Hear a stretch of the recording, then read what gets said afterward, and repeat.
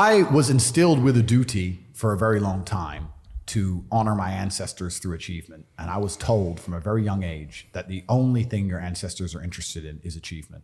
Even to this day, when I do podcasts, people repeatedly talk about my father. If I wasn't successful, he wouldn't be spoken about anymore. He died 9 years ago, and he was a good chess player, but no one's really that interested in chess. The reason he lives on is because I'm so monumentally successful that people are interested in my origin story, and he is mentioned.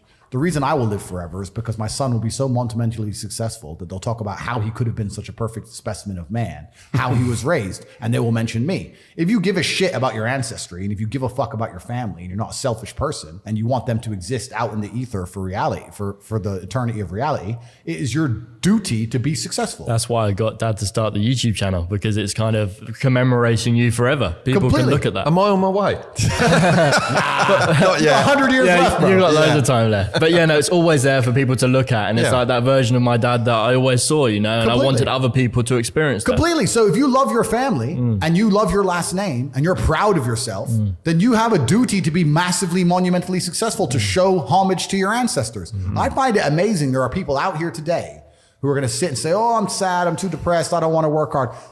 Do you understand that only 200 years ago, there were peasants out working a field, starving, surviving the Black Death, surviving the plague, struggling to exist just to reproduce, so that 200 years later, you can be the end of their bloodline for you to sit on your ass and do fucking nothing.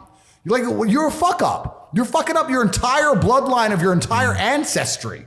You owe these people things. They went through hell for you to exist. You have a debt. You have a duty to pay. You have to be the best possible version of yourself. And the same to God. God loves people who try. God loves people who work hard. It's amazing if you try your very best all the time, what God will give you. He'll give it to you, anything you want, if you actually try. Not convincing yourself you try, actually try. They're different things. But yeah, I was instilled with this because from a young age, my dad said, you're a Tate. And Tates are the greatest people on the face of the planet. And there's gonna be a day I'm not here anymore, and they're gonna talk about me because of how fantastic you are. So go do your fucking job. And I said, yes, sir. And here I am.